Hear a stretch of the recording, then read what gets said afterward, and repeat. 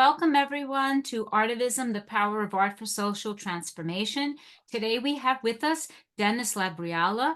He is a businessman and a men's ministry coach. A graduate of the State University of New York, Dennis initiated his IT profession in 1973 and founded his IT company in 1980, providing public safety software applications throughout New York State. He is a former board member of the Long Island Software Technology Network, as well as the Applied Science Foundation for Homeland Security. Today, Dennis and his wife, Patricia, assist those looking for entrepreneurial opportunities to establish e-commerce businesses. He is the former men's ministry director of his local church and is proud to be a veteran, having served in the United States Air Force. Welcome, Dennis, and thank you for your service.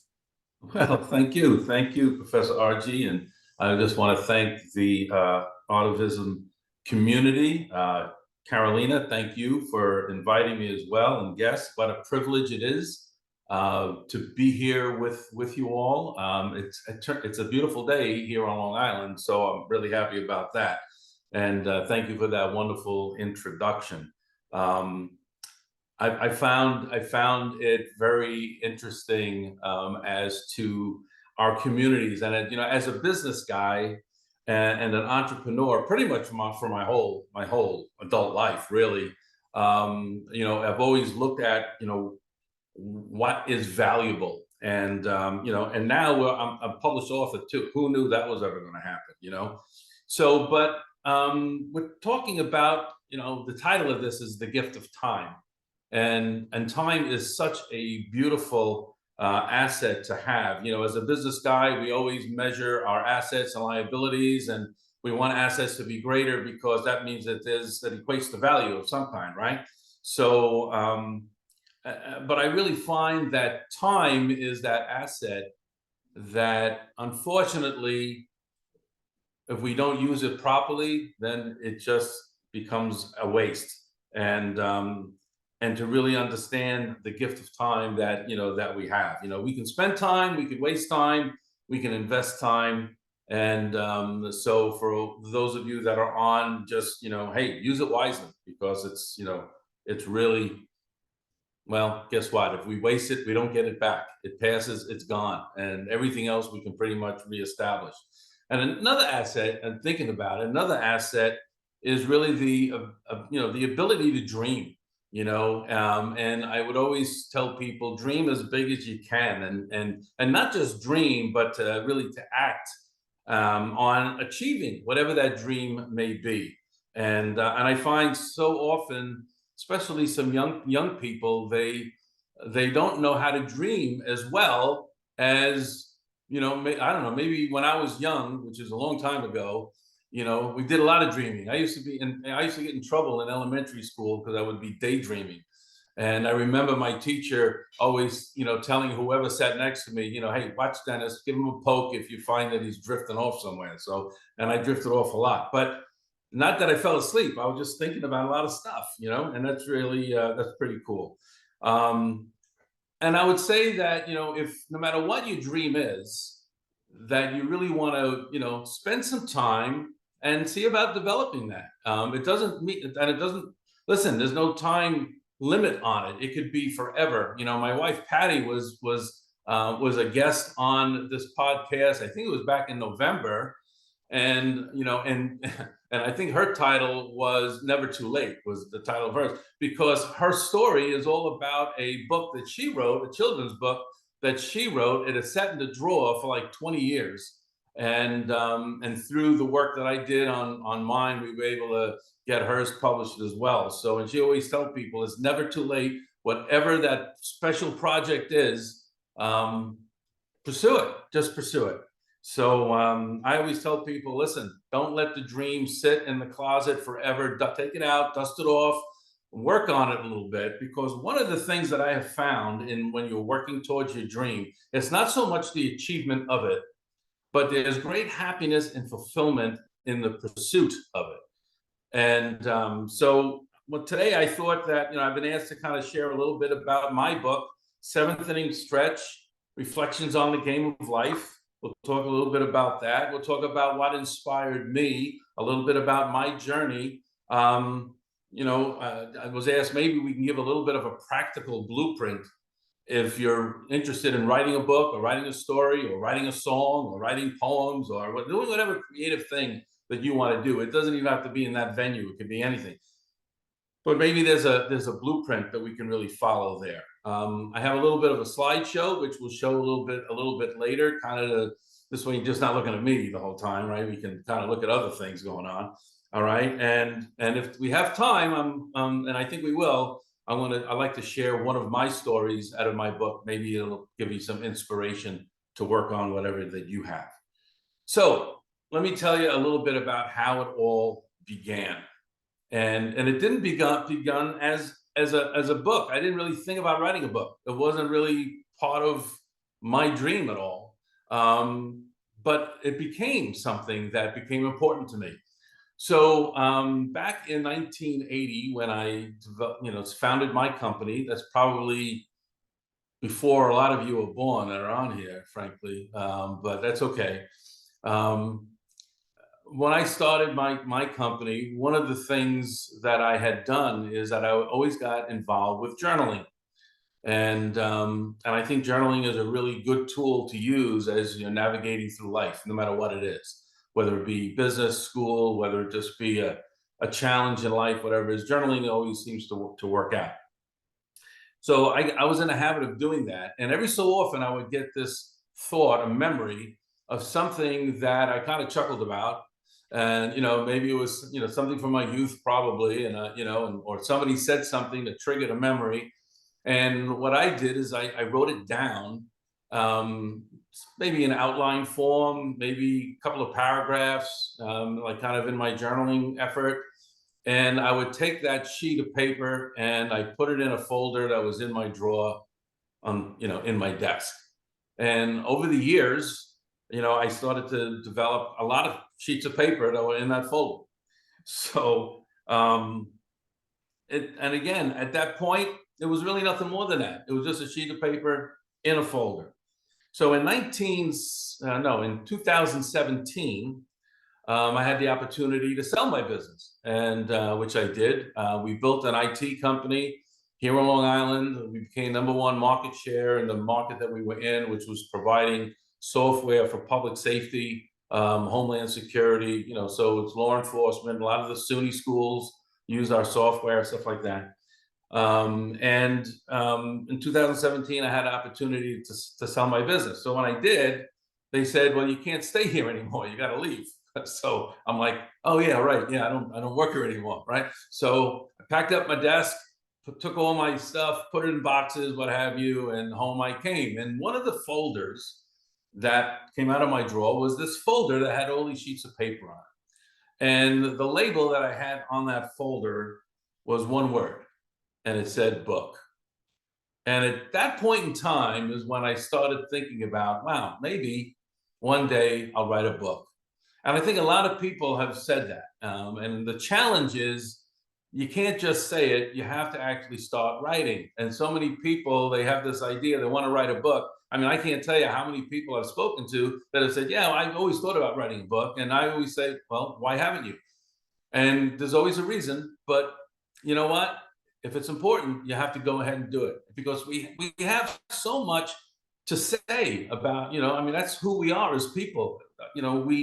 Our language and the stories that we tell define who we are and the fabric of our lives. And I think that's really so, that's so important. So I brought home this folder, and my wife Patty said, "What's in the folder?" I'm like, "Oh, a bunch of little stories and notes and what have you." So one of them, the first one that I kind of developed, was a story about when my dad, I was around 8 or 9 years old, when my dad took me to my very first New York Yankees game at Yankee Stadium. And she read it. She said, "Wow, this is a nice little story. Did you ever read it to your father?" And I was like, "No, I haven't read it to anyone. They were sitting in the drawer for all these years.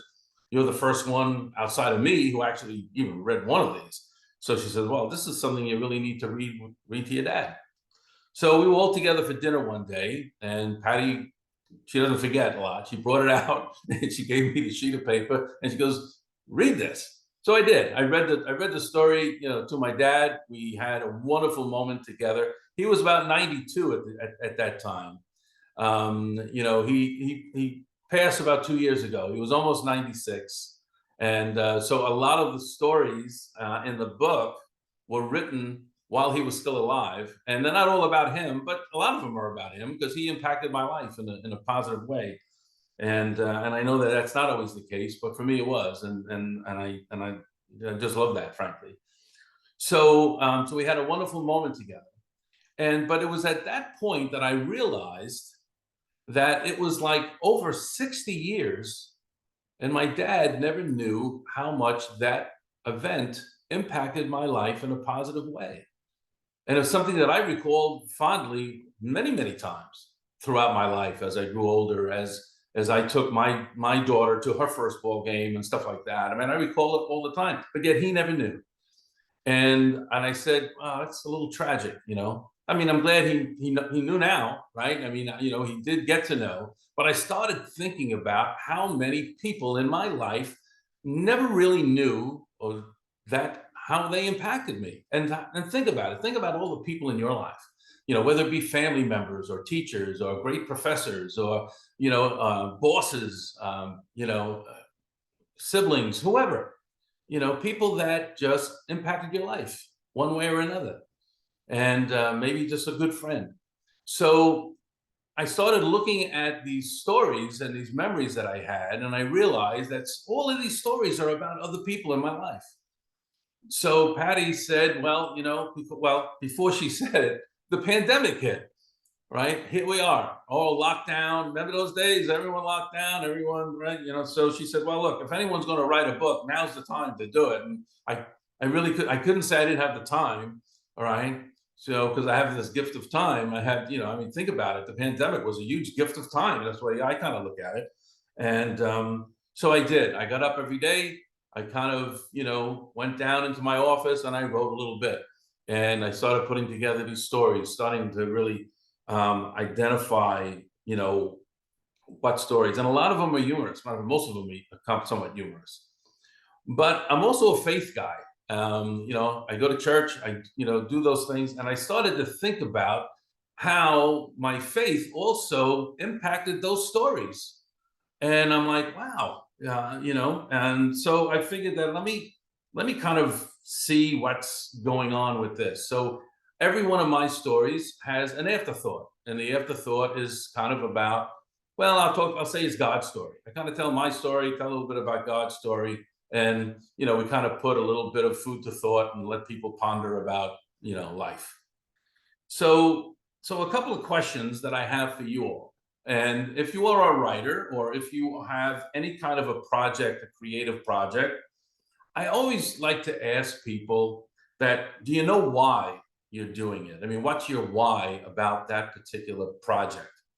What are you really looking it to become? And I always look at my projects kind of as if they're finished so that I know how to get there. It's like taking a trip. You have to know where you want to go so that know you're in the right vehicle in order to get there. So that's kind of what I did. And so I always ask, why are you writing? Why are you creating whatever it is that you're creating? Who's your audience, to try to ask those questions. Maybe there's a cause that you're trying to inform people about, or maybe there's a problem that you're looking to try to help solve. For me, well, ultimately, it was about relationships. I started realizing that every one of my stories is about a relationship and how important those relationships are. So I started looking at those relationships, and it's about the relationships between me and other people and me, right? I mean, to talk about us, but it's also the relationship for me. It's also the relationship between myself and my God, and I think that that's kind of important. So then we kind of like looked at, all right, so how do we actually go about doing this? And, because now the manuscript is coming together. And I learned a lot about, kind of putting it together. I had my story, I had the afterthought, and I didn't want to, I'm not a biblical scholar or anything like that. I'm just a guy who kind of has kind of a church guy that has learned a little bit over the years, about biblical concepts and things like that. And so I wanted just to kind of to share that a little bit. So I kind of just put a little paragraph at the end of each one. I kind of maybe quoted a proverb or a psalm or something like that. Kind of didn't want to get too heavy, but at the same time, kind of did that. So let me digress a little bit and kind of maybe bring a little bit of the practical journey into really what really happened, because I think that that's kind of what there's some good interest, in that. So as I started writing, one of the things that anyone needs is some feedback. I need some feedback. I mean, you get dressed in the morning, you look in the mirror, it's like, hey, and I always ask Patty, how do I look? Do I look okay? Am I good for the podcast? She goes, yeah, you look great. I'm like, oh, thank you, right? And same for her. We always want a little bit of feedback in our lives. So I had a couple of friends of mine who are, one of them is also an author. And I just kind of wanted to say, listen, do me a favor. Can you read a little bit? This is what it is. It's short stories. Can you read a couple of these? Just let me know if I'm like on the right track. Is there any value to this, or is this just something for me? Or do you think that there are other people there that, will relate to this? Does it make sense? And they were very kind and said, I think this is great. I think this is something that a lot of people would want. I know that, so they helped me. They helped me. And if you're in that kind of a project, I would ask, do the same thing. Get someone else's opinion. So I got the book pretty much done. But I didn't want to just, well, I didn't know how to really go about getting it published. Now, 30 years ago, maybe less than that, if Amazon wasn't, you couldn't self-publish a book. But now a lot of people I know, they just self-publish books, right? It was always like, a first-time author to get published, probably not going to happen. So what happened is that you didn't get published, and no one ever got to, read the wonderful manuscript that you wrote. Well, now you can self-publish. So that was my plan. My plan was, you know what? I'm going to self-publish. I don't really know what that means, but I'm going to self-publish. I can ask people. I'm smart enough to know what I don't know, so I could ask other people. But I wanted it to be done well. So I said, I'm going to hire an editor. Now, a lot of people ask me, so when do you hire an editor? And I would say that, well, your manuscript has got to be pretty much along, at least pretty far along. If you're going to write it yourself, a lot of people write a book and they have someone write it with them. So it's really not, they're not really writing it. Someone else is writing it, kind of hear the story and then they put it in words. But for me, I wrote it. I wrote every word that's in it. But the whole idea is that so when do you actually hire an editor? Well, you have to hire, they have to know what they're going to be editing. So I always say, kind of wait till you're almost done. All right. Even if you are done, you could be 100% done and then send it. That's okay too. But the bigger question, I think, is who are you going to ask to edit? I mean, obviously, the person has to know about editing. I mean, they have to be an editor, right? I mean, that's what they do. The fact that I actually wrote a book. If you ever saw my grades in high school, it's my English grades. I was good in math and science, but when it came to English, I would say that I'm probably the least one ever that anyone's going to write a book. But here we are. I mean, who knows? But so I wanted to make sure that the editing was done right. I'm not really good with where did the commas go. So, I put a comma after every word. This way I know I got them all. At least I got where they belong. I got extra, but that's okay. No, I'm only kidding. So she got all of that done. But in the who, I think it's really important for the person to understand who you are and what your work is about. And they have to be able to speak into that. For me, this is a faith-based book. So I wanted the person to be like-minded. If you're writing like a friend of mine is writing a technical book, medical technical book. So his editor has to understand all of the science behind that. Otherwise, what's that going to do?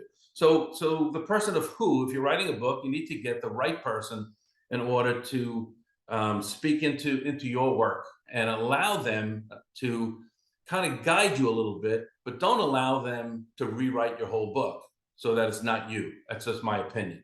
All right. many of these editors, they also have access to publishers. And that could be a question you actually ask. Do you have any relationships with other publishers, with publishers? In my case, she did, and I didn't ask that question up front because, again, I was going to self-publish.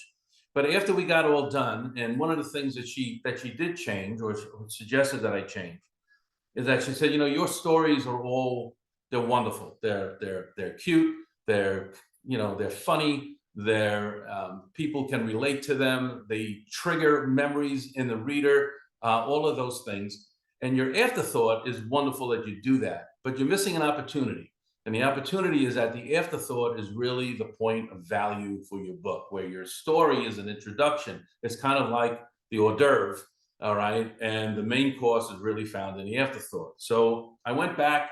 We had to do a little bit of rewriting. I did some rewriting on that, and we got that so that the afterthought was really what it is today. And I was really happy about that. And guess what we did? I sent it back to those guys that read it for me. I said, read it again. Tell me whether or not it's improved. Tell me what's going on. And they did. And they said, wow, this is really coming together nicely. All right. And I didn't have to pay him to say that, which normally, if you know my friends, that's the way it would always be. It's like, send me $20, I'll say whatever you want. All right. I'm like, but they didn't have to do that. Right. So, and so one of the things that happened, there's a story in there about Thanksgiving, what Thanksgiving was like when I was a kid. All right. I come from an Irish Italian family. The Italian side, I don't know if anyone's Italian, but if you're having a meal, it's an event. You're not just having a meal, it's an event. And it's probably 6, 7, 8 hours long. And that's the way it was. And it's how I remember it. All right. So my friend, he said, he goes, you know what? It just so happens it was around Thanksgiving this is a year and a half ago already, 2 years ago already. He said, I read it to my family. I hope you don't mind. I read it to my family at Thanksgiving dinner. I'm like, oh, really? Great. And he says, and I said, so what did they think? He says, well, all I can say is this. It triggered so many memories from everyone around that table that we spoke about the history of our family and what Thanksgiving was like and what it meant to us for hours. So I'm like, bam, that's what I want. All right. So my editor said, you know what? I think this is worthy of me sending it to this publisher that I know. So I'm like, got nothing to lose, right? I was going to self-publish anyway. So sent it, and I got a letter from them like within a week of the manuscript being sent to them, basically saying, thank you very much for your manuscript. I just want you to understand that we did get it. And we get about 2,000 manuscripts a year, of which we pick about 30. So just to kind of set expectations. I'm like, yeah, okay, whatever, that's fine. Well, 2 weeks later, I got another letter from them saying, we love your book. We would love to represent you. So I'm like, all right, cool. But that's where the work starts as far as publishing. It's because an author writes from emotion. It's all emotional. Everything about it, no matter, even if you're writing a technical book, you're emotionally engaged with that. A publisher is a business person. All right. They're interested in how many books can they sell.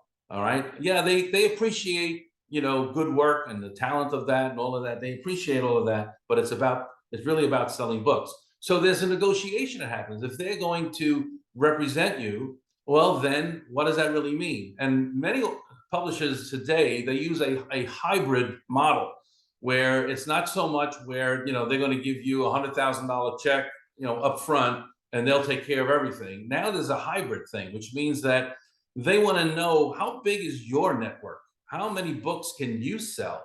Because that participation is important. The reality is this: most of the books that get published, they don't even sell 1,000 copies. Not even 1,000 copies. All right, and most of them are around, so guess what? If a publisher is going to take you on, one of the questions I said is that, well, how many copies do you think you need to sell? What's the minimum number for you to actually make this work for you as a business guy? I'm a business guy, so I ask questions like that. And they basically said, well, we think that if we're not able to sell at least 4,000 or 5,000 books, then we probably wouldn't take it on. All right. And that's above what they are looking for the author to take on, because they want us to have some skin in the game.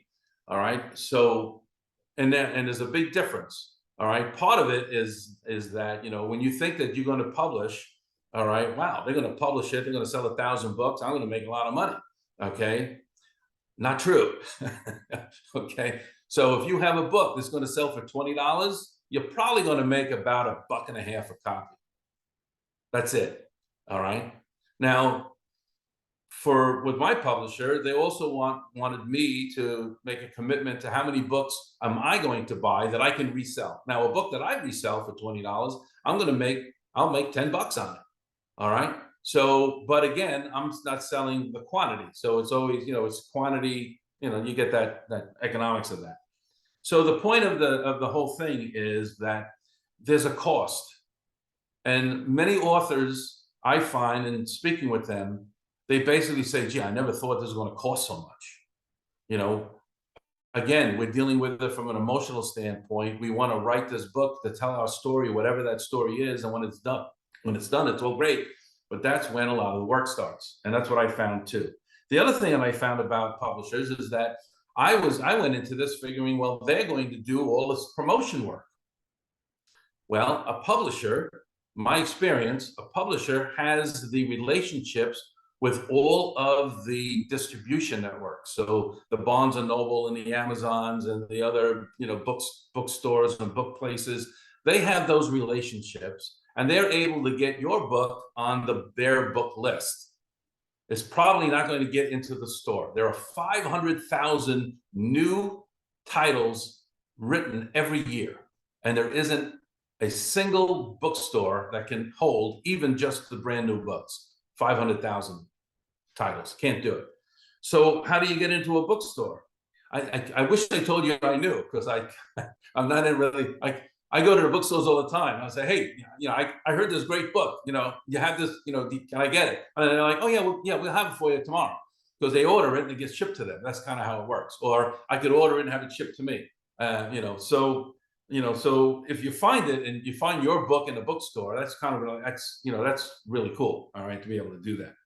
So, but there's still a lot of things that kind of happen, because once that your book is kind of finished and you have your deal with your publisher, it's still not done, because now the question is, well, what's the title going to be? And a lot of us, we think, well, I know the title. I've titled it from the first day. Well, now the publisher gets involved and gives you their opinion as to whether or not this is a good title, and you work through that. And and it wasn't horrible. It wasn't a horrible experience. I was very happy with the title that we ended up coming up with. But then you also deal with, well, what is the cover going to look like? So cover design. All right, you need to be able to do that. You need to be able to understand the size of the book. How many words is it? That also goes into play when you're paying for your editor. Your editor is going to charge you based off of how many words are in your book. All right, things like that. You're going to also talk about what is going to be the price of your book, the retail price, because that's going to determine what you get. So you get to do all of those things. And something that's really, really important is pre-orders. All right, to be able to get people to order your book through Barnes and Noble, all right, or wherever you shop, all right, and order your book before the book is launched, because that's going to help you get some play within the bookstore. So other things, promotion, you're going to have to do that early and often and always. All right, promotion is really up to the author more than anyone else, in my opinion. All right. Book reviews, anyone that you get a book to, make sure that they write a review. It doesn't matter if it's good or bad. All right, good is better, okay, obviously, but the bookstores and Barnes and Noble and Amazon, they just want to know how many reviews. All right, because how many reviews say, so if you got like 100 reviews, that would be good. All right, most books have 4 or 5. All right, if you're looking at them, you say, let me look at the reviews, not that many. All right. And it's not that easy to get them because people forget, when you go someplace and you have, you get service from someone and they send you, would you mind filling out this little survey? You get the email, and right. And what do? Delete. All right. We don't do it because it takes time, right? We have the gift of time to do that. All right. You're going to have to deal with social media, and you're going to have to deal with posting, and you're going to do podcasts. Thank you very much for having me on this podcast, because this is part of my plan. All right. It's all part of the plan. So let me bring up a little PowerPoint that I have, and we'll kind of talk through the rest of this. This way you don't have to look at me all the time. And let's see here. We gotta go here, and let me share, and let's just run this. Okay, let's see if we can get this going here. Slide from beginning. There we go. Okay. All right. So you got your title. All right. You have that. I kind of understand a little bit more. And, this is kind of, you start taking some photographs and those kinds of things. You work out your book cover, my book cover. All right. And one of the things that goes on the book cover is our endorsements. Let's see if I actually can do this. Oh, there we go. Endorsements. All right. Because you have to have endorsements on, so who do you know? And you're going to have to dig deep, all right, in this. And you're going to have to use some relationships to get you introduced to other relationships. So one of the people that endorsed my book is the baseball great Darryl Strawberry. Darryl Strawberry, he was a New York Met, he was a New York Yankee, he was a world champion, and we were at an event that he was out. And the other gentleman that's there is Scott Caesar. He's a men's pastor, and we're dealing with a men's event here. And a good friend of mine as well. Matter of fact, Scott was kind enough to write the foreword of my book. Oh yeah, that's another thing you got to do. You got to have a foreword written in your book. I forgot about that until the book was written. Then someone told me you really need that. But you really need to dig into these relationships. So as I did, this is a gentleman, Jim Morris. Jim Morris was kind enough to give me an endorsement. They made a movie about his life, all right, called The Rookie with Dennis Quaid, out about 25 years ago, I guess. And he's a baseball player that he became a rookie in the major leagues at like 37 years of age or something like that. Also an author, all right. I met him at a business event. We got to talking, and he was kind enough to give me an endorsement as well. This is a person, her name is Emily Crisp. We call her Missy. Really, really good friend of mine, one of my business partners. Missy was the very first woman who was on the executive board of the USGA, that's the United States Golf Association, and pretty good golfer herself. She was also a rules judge, and a good friend of mine, and lovely, lovely woman. She was kind enough to give me an endorsement. A couple of others. We have on I don't know which side is which, the guy that's not wearing the tie, that's Dr. Andrew Serlin. He's one of the gentlemen that pre-read my book. He's also an author. He's coming out with a medical book. So he asked me to read it, and I said I did, but I don't know whether I can misspelling words because I can't understand any of these medical terms. So that didn't really work out too well. The other gentleman is a business associate, Vinny Papalato, both nice enough to give me some endorsements. This is one of my pastors, Pastor Ted Bichelle, gave me an endorsement as well. But then there's other people that you talk about, people that are friends, people that encourage you, people that give you inspiration. This is Mariano Rivera, the great New York Yankee, Hall of Famer. I met with, played golf with him, got to talk with him a little bit, knew him on several occasions. Then we had, this is Alec Kendrick. Alec Kendrick is a movie producer, faith-based movies. These are all of the movies that are, I don't know if you've seen any of these, all great movies, all have great, great stories about them. Overcomer, Facing the Giants, Fireproof, all of these great, so I got to meet him and spoke to him a little bit. Some other people, well, Joe Girardi, another New York Yankee, also managed the Cubs. All right. So, a lot of baseball people in my life, I guess, listen, the book is called Seventh Inning Stretch. So, come on. All right. And then you have the exciting day when you get the first actual books. All right. This is before the book launch. All right. You're going to get some.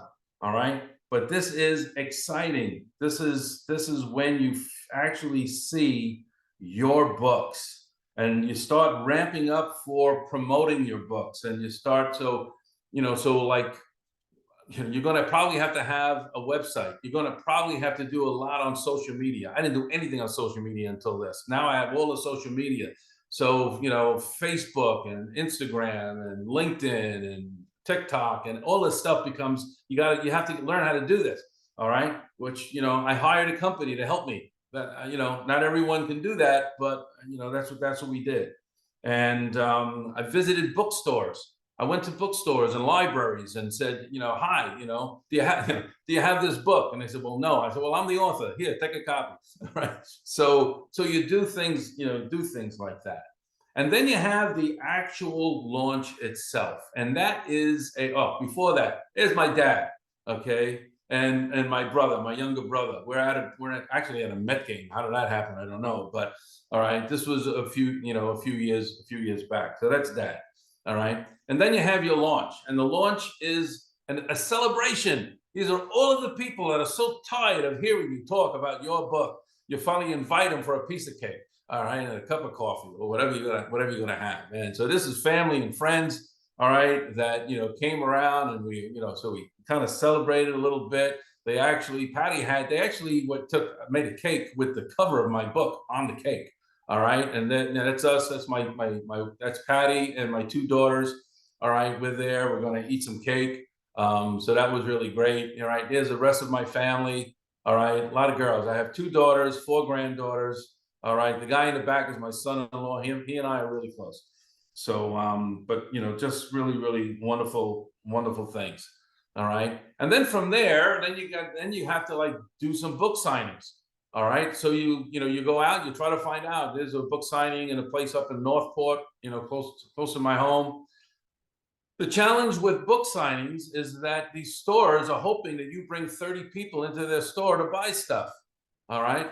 Well, how often are people going to come once they have a book that you signed? How many, they're not going to come again. All right. Or if they do, it's probably because you're paying them. So anyway, and so you get the idea. All right. And what else? Okay. Then here's another book signing that we did. All right. We went. I went to Cooperstown. All right.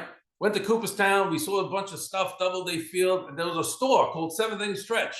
I went in. I gave them a copy of the book. So I don't know if they're going to sell it or not, but what have you. And then we have wonderful podcasts. Like here we are today doing this podcast. Thank you. All right. It's it's wonderful. Patty did her podcast. That's her book. All right. That was back in November. A lot of fun we had with that. All right. Then I have my own podcast that I do. This is a couple that we had done. This is actually the one that's out right now. We also did. This is Josiah, who we spoke to. He wrote his book. Okay, Friends with No Doors. We did one with him. This is the key. Is this when you're doing these podcasts? They don't have to be like you don't have to spend thousands of dollars on equipment. Right? This is a laptop. I have a little camera doing a side view. We're in somebody's apartment. We got with a little bit of lighting. No big deal to get these done. It's really great. It helps to really grow your followers. And ultimately it'll grow the brand. And I'll say this: I'm probably spending at least as much time doing this after work promotion and all that I did writing the book. All right. Probably more, to be honest, probably more. All right. The only difference is that this doesn't end where the book was over. There was a last page, the end. This area is a continual thing, but it's really good. So let me just do this. If I can, I would love to just read you, and I'm watching time, so I'm trying to be good on time as well. Let me read you one. It's a short story. Let me read you one. This is chapter 7 out of my book. And this way it just gives you a little flavor for what this kind of book really is. And this story is called Boxing Lessons. It's one of the stories that most of the people, when I ask them, hey, which story did you like? This is one that came up probably in the top 3. So here it goes. My dad is a gentleman, yet a strong man. He will bend on the things less important issues that so many of us take a hard position on. We fight to be right, to be heard, to influence the other guy on stuff that really doesn't matter. But that can also be incredibly strong when it comes to those things that are important, like principles, precepts, and promises. He understands what love is, sacrificial love. He just turned 25 at the time of this writing, and I must say that he has been one of the greatest gifts God has afforded me. I am all too aware of the poverty of a man's soul that can occur when he has not been similarly blessed. In many families, there are situations where there is strife, bad behavior, taking advantage of others, lies, theft, and, well, the list can be long. In many of these cases, it is not unusual for relationships to break down. Unconditional love, on the other hand, says, I love you even when we are at our ugliest. This I learned from the man I call Dad. He would not allow us to construct excuses for our failures. Instead, he utilized these occasions as teaching moments, not in the method of sitting us down and explaining necessarily, but more often with some type of character building life lesson that he had learned and lived himself. I remember a time, I believe I was 12 or 13, when I was being a bit bratty to my mom and giving her sass. This was a no-no in my house, as Dad always taught us to respect others. Not just Mom, although she was at the top of the list, but everyone, especially women. Honor your mother and father. I think I heard that somewhere, one of the Big 10. Well, on this day, I did not honor her nor respect her. I was being fresh, difficult, and disrespectful. Even at that young age, I was aware that I had hurt her with my behavior. Normally, Mom would handle much of the discipline herself, as she had no trouble ruling the roost. But this day she didn't. I suppose whatever I said stung her deeply. We often forget how damaging and hurtful the sting of our words can be. During dinner that evening, we always ate as a family, something I highly recommend if you haven't dined together lately. But Dad announced that it was time that I was instructed in the art of boxing. And after dinner, he would impart to me my first lesson. Cool, I thought. I always loved spending time with Dad. No one mentioned anything about the situation with Mom earlier in the day. Mom seemed okay. Dinner was great as usual. I figured that she would let it slip by. No big deal. I had dodged the bullet. The naivety of youth. After dinner, we always helped clear the table. Dad said, as soon as we're through helping Mom in the kitchen, we'll go in the garage, okay? This would be great, I thought to myself, excitement building. Once in the garage, Dad took down the 2 sets of boxing gloves. I wasn't aware that we had them, as Dad didn't box as far as I knew. I think my grandfather had boxed when he was young. He had referred to the Golden Gloves organization at different times. I had never given it much thought. Dad placed the gloves on me and instructed me as to the correct ways of lacing them up. Make sure that they're good and tight, especially around your wrist. He showed me how to protect my thumb and not to injure myself when throwing a punch. He coached me on how to deliver a jab, an uppercut, and how to use my body to add power to the punch. I was unaware that Dad was such an expert on boxing. When it came to defense, he demonstrated on how to move up and down, left and right, how to hold my hands up to protect my face and to keep my elbows in to protect my stomach and my ribs. Wow, what a lesson. Okay, time to spar. Now that I was aware of all the technique, I really wanted to spar with Dad. Come on, Dad, put up your dukes. This is when reality occurred. We began to box, me jumping all over the place like a wild rabbit, throwing jabs, Dad blocking them with ease. It was right about at that point in our boxing match that he asked the question of the day. It was more of a statement than a question. So, I understand that you are not behaving very well today, talking back and being fresh to Mom.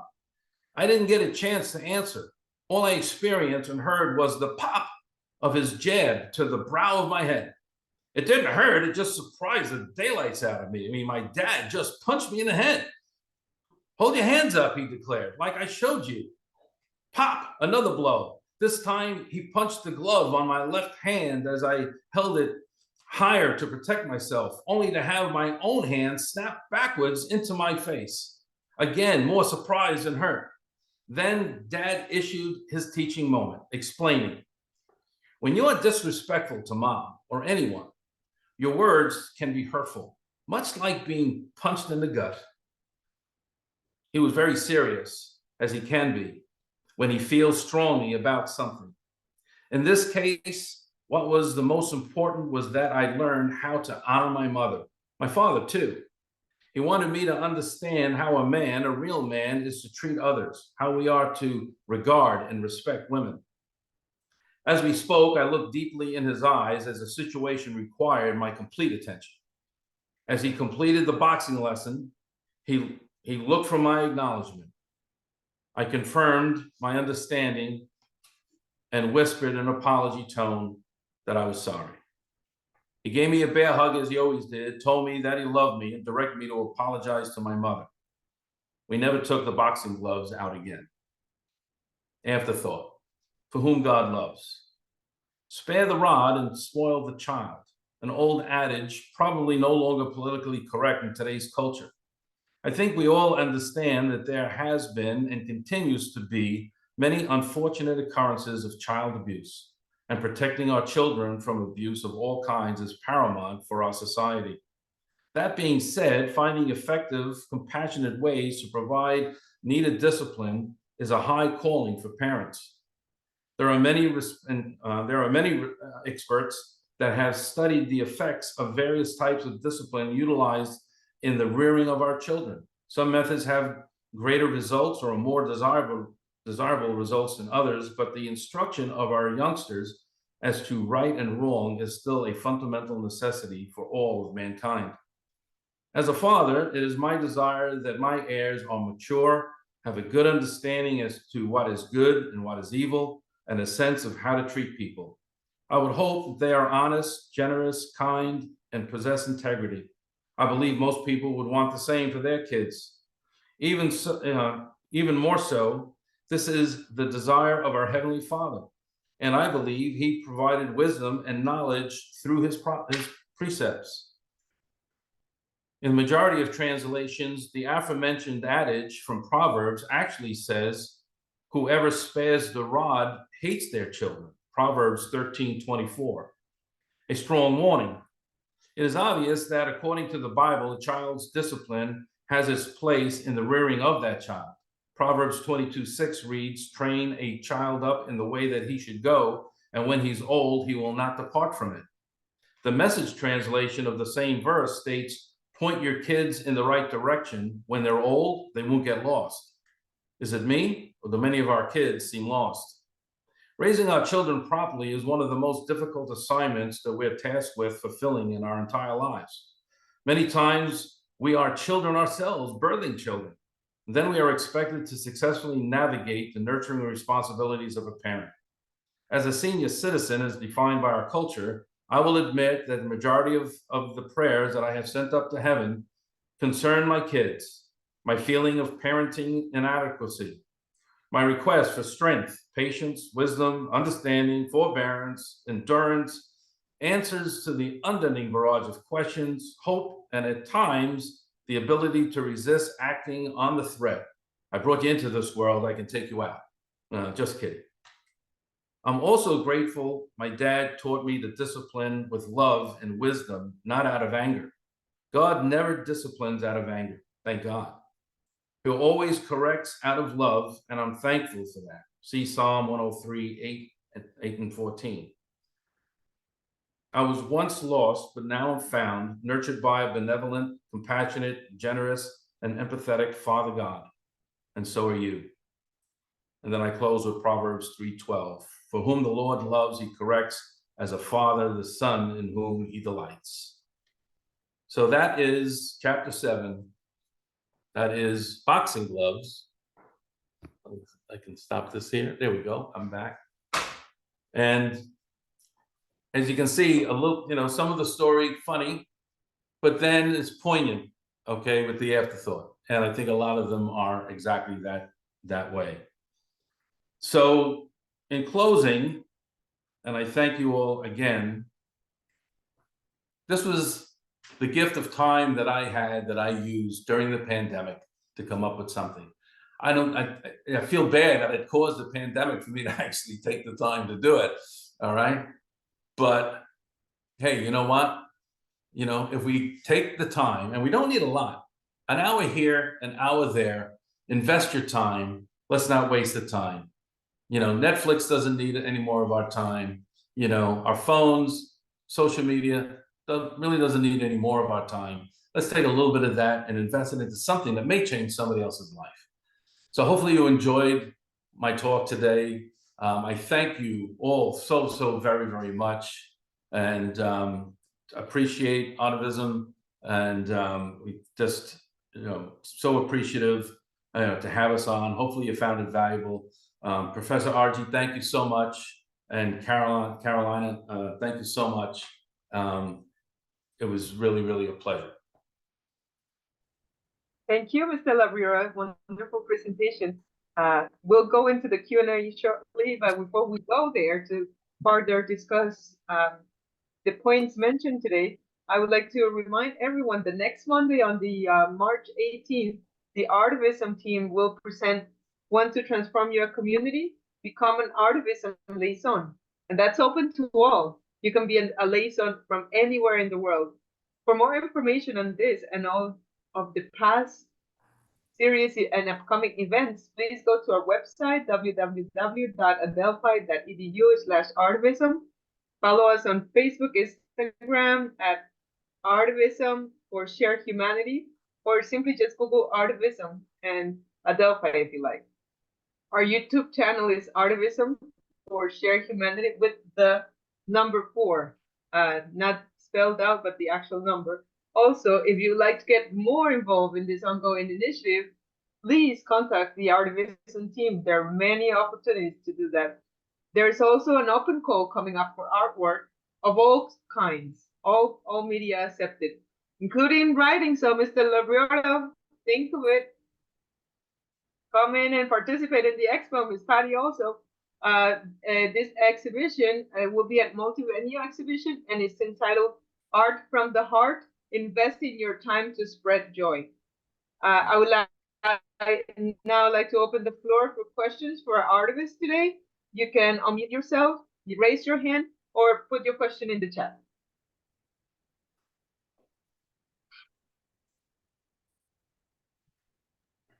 I think this was really great. I have 2 children, and disciplining both of them, the worst thing like I could have ever done was just to show them how hurt I was by their behavior. Yeah, I think those are my 2 thoughts. I love that you did this for your kids, for your grandkids, for other generations, for your family, for your friends. It's very beautiful. Thank you so much. You're welcome. You're welcome. The title, Seventh Inning Stretch, it's a baseball term, obviously, but the book isn't, that's why I read the boxing one, because it's not all about baseball. And if you think about a 7th inning stretch, it's the part of the game where you kind of take a pause and you reflect on what happened in the first part of the game, but there's some game left to play. And I do have some game left to play, and I'm excited about doing that. So I appreciate you having me on. And that you can still be very productive and creative no matter how old you are, right? I mean, we're never really old when we're creating. Absolutely not. I think being creative in a very, really keeps you young, and being around young people. I love being around young people. All right. Being around young people allows me to grab onto their energy and, and such. So, but yeah, absolutely. Absolutely.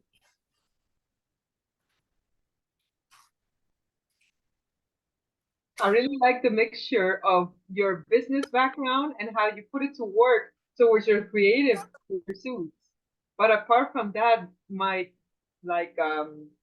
home run, let's put it in baseball terms, is how you brought God in. Because nowadays, so many people shine away from God, right? It's almost like a bad word. And yet, who we are without Him is no one, right? Yeah, I mean, I think that, I do a lot of work with men, and one of the things that I find is that men like to put things in categories and boxes. So we have our family box, we have our work box, we have our money box, we have our playtime box, we probably have a box for the car, that kind of stuff, and but that's not what life is. Life is not individual, parts of life. Life is all encompassing.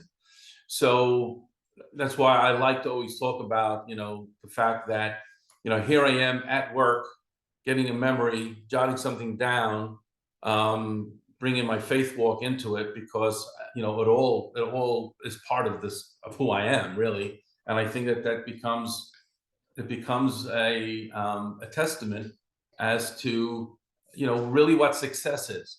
I found success in business. I found success in life, and not that everything has always gone smoothly, but even in the tough times, that's when we can lean into God a little bit more and let him kind of show us what's important because he uses everything and we get to use everything too.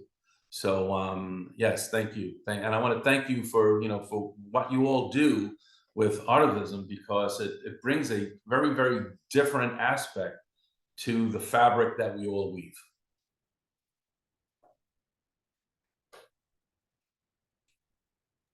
And I have to say, COVID made all of this possible, right? It brought Zoom to the forefront and has connected people from all over the world. Yeah, very true. I mean, if you think about how bad that time was, but yet there is good that comes out of it. And I think that that's kind of a precept that even, from a faith perspective, that's a precept too, right? It says that out of everything, God works it all together for the good. All right. And so it's good to be able to do that. And sometimes we just need to walk alongside someone. We can't always do it in our own strength. We really need to walk alongside someone. And so have good friends, nurture good friends, nurture those relationships. Um, you know, and, don't hold grudges. Like you say, love unconditionally because that really is something that you'll find much power in navigating in your life.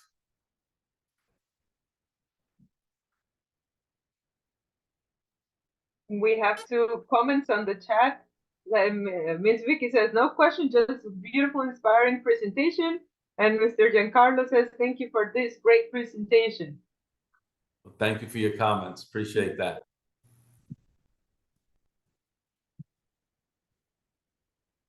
And just along those lines, also, I would just add that we have to be very inclusive as well, right? As you mentioned, that as you go in your everyday, we also have to be inclusive of others in all aspects of our life.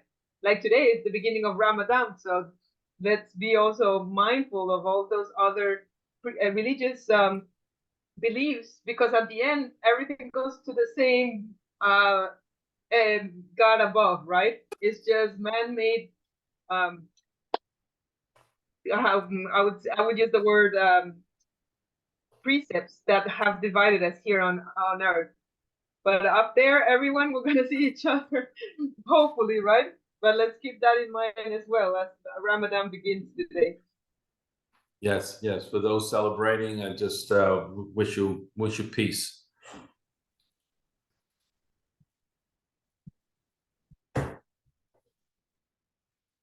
And Carolina, you'll do your takeaway for today? Oh, yes, of course. Mr. Labriola, here in ARTIVISM, we have a tradition of closing up the sessions with a key takeaway. That key takeaway is something that you would like to leave the audience with as an action item from your presentation. Okay, let's think. I guess what I would do as a takeaway is to spend some time and think about those people that have impacted you, Start when you are young and just kind of let the calendar run forward and jot those moments down. And then go back and kind of just review them. And if that person is still around, many of mine weren't, but if that person is still around, reach out to them and thank them for sowing into your life something that you found valuable, something that impacted you, something that kind of told you that you were special and you were loved. And reach out to that person and just say, hey, thanks so much. I love you.